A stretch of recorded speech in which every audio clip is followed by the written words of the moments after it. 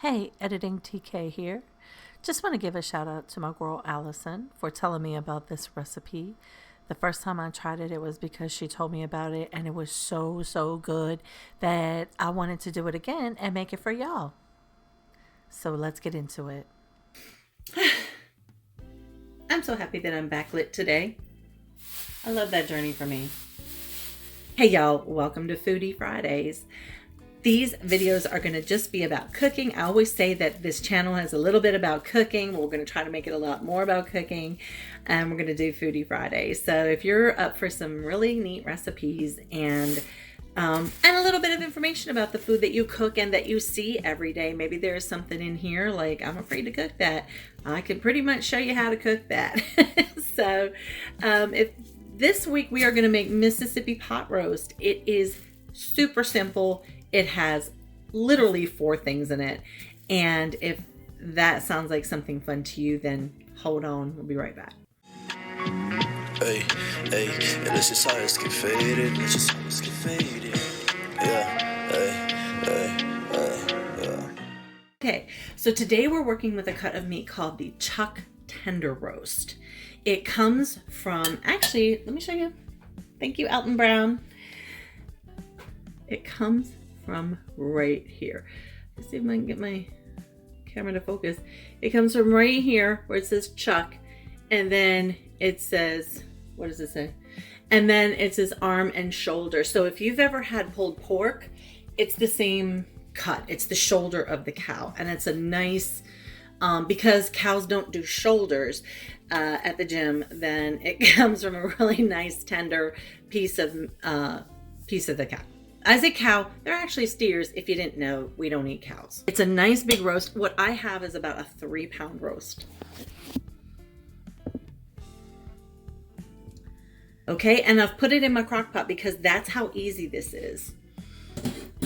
Get yourself about a 3-pound chuck roast. So you're gonna want chuck. Here's the reason why. It's a very tender piece of meat, but it needs to be cooked low and slow. And really, if you want any meat to be tender, even a rump roast, I mean, which is something that's a little bit more tough, would be tender if you just cook it long enough and slow enough. And what I mean by slow is we're going to put it on low heat. Yes, so this is the kind of cut you would use like a chuck roast. This is called a chuck tender roast because it comes kind of from the end of the shoulder. So that's why it's that triangular color.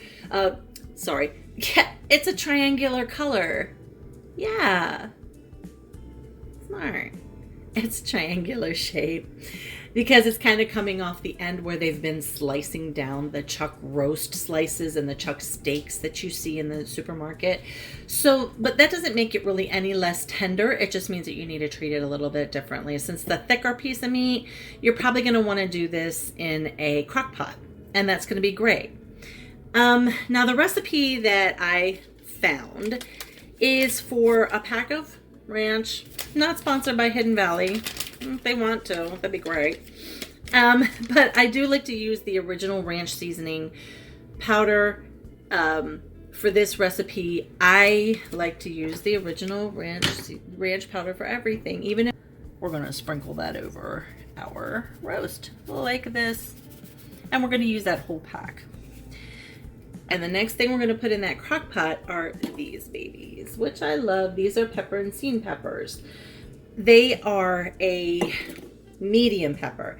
So they're not real mild like a bell, but they're not super hot. Like, they're not even as hot as the jalapeno. They are just a nice mild pepper, and generally they're treated like a pickle, like a savory pickle. So you pickle these using vinegar, mostly vinegar, salt, a little bit of maybe some garlic, but that's about it. They don't, they're not complicated in any way. When you buy them in a jar like this, okay? If you like to eat peppers, you can just eat these. I love it. I love to just eat peppers like this. So there's also something called a cherry pepper, which you've seen, the bigger, rounder, redder ones. These are pepperoncini. They're the ones that you find in the box from Papa John's. Ring a bell?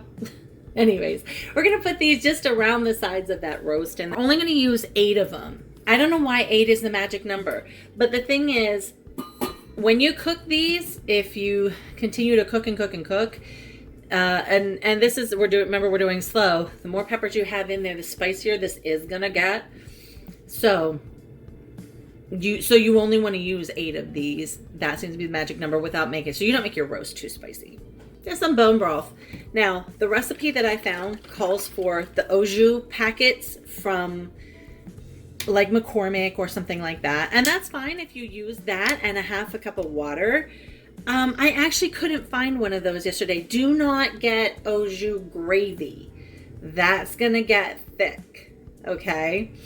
And you don't want that, because then that's also gonna stick to your pan. It's not gonna really help to cook your food.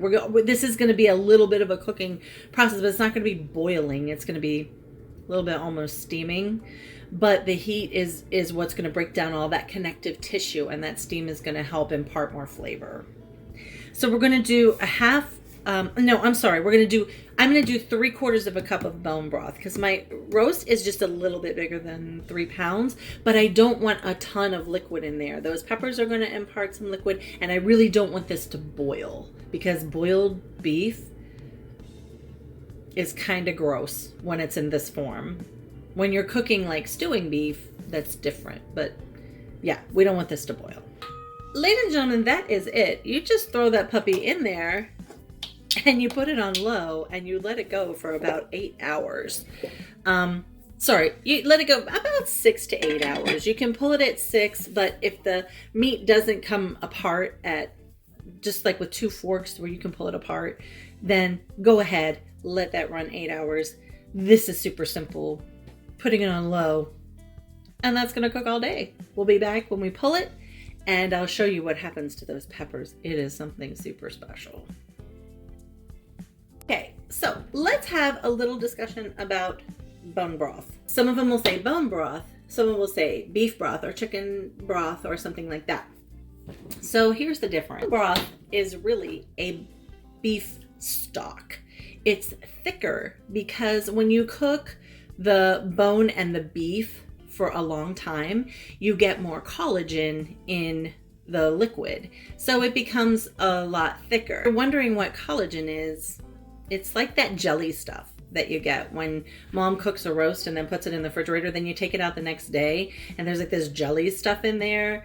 And, and when you heat it up, it becomes broth again.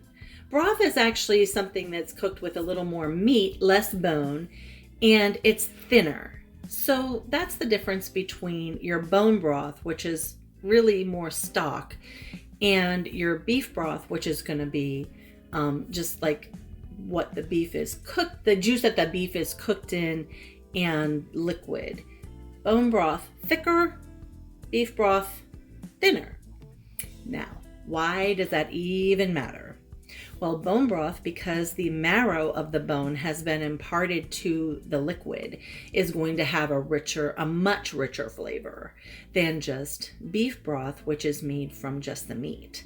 So the bone broth is going to give you a really, really rich flavor to whatever you put in it. And literally you can just, if you're not feeling well, get yourself some like bone broth and you can just heat that up and have it as just a soup. It's good for that. You wouldn't find the same satisfaction or flavor out of beef broth. So if you wanted to just do a quick gravy from scratch, then do equal parts butter and flour and add your bone broth until you get a nice gravy. If you did that with beef broth or chicken broth, it would be more bland. And that's the difference between bone broth and beef broth. So why are we using bone broth today? We've got a great big chunk of beef here. Okay, fair question. However, we're using very, very little liquid in this. In fact, we're really not adding any liquid at all. We're not adding water because we want the richness in the end. We don't want to add water. We want to add something that is going to bring the rich to the party. Also, we don't want it to just taste like pepperoncini peppers in the end.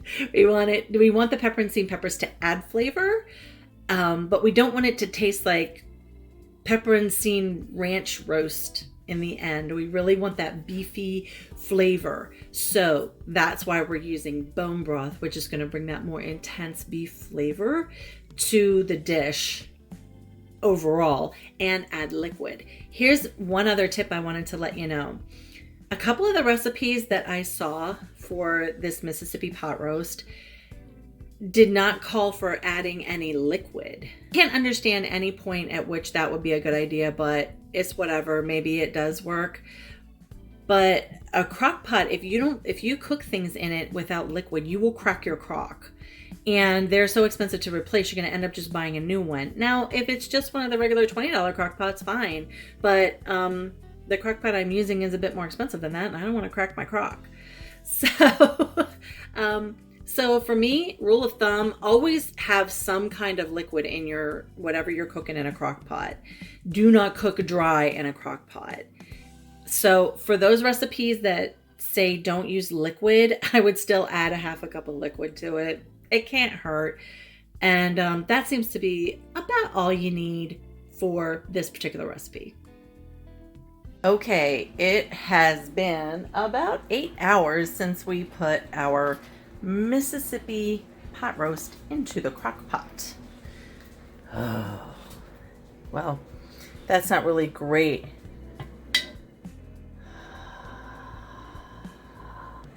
And there she is.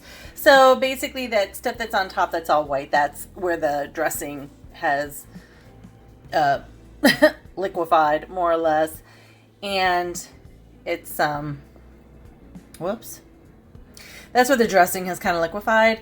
So it just turned white on the top. But I'm going to get some tongs. You can see these peppers. I'm going to get some tongs. I'm going to show you a couple of really cool things that happen when you make this that are absolutely delightful once you eat it. The first thing that happens is with these peppers. So they become little vessels of goodness and incredibleness, except I can't get a hold of them. But if you hold them up to the light, you can see that gorgeous liquid inside. That is all the delicious beefiness that is in this pot. Okay, so the other thing that is happening here, if you cut it on the right bias, is that just pulls right apart. That steak, that cut, everything just pulls right apart. So that is Mississippi pot roast. And look at all that delicious unctuousness in there. So thanks for hanging out to do our Foodie Friday. Mississippi pot roast, give it a try. 4 things. It's so easy and it makes a really, really nice dinner very quickly. Give it a shot and I will see you in my next one. Y'all have a good night. Bye. Hey, hey, let's just get faded. Let's just get faded. Yeah, hey.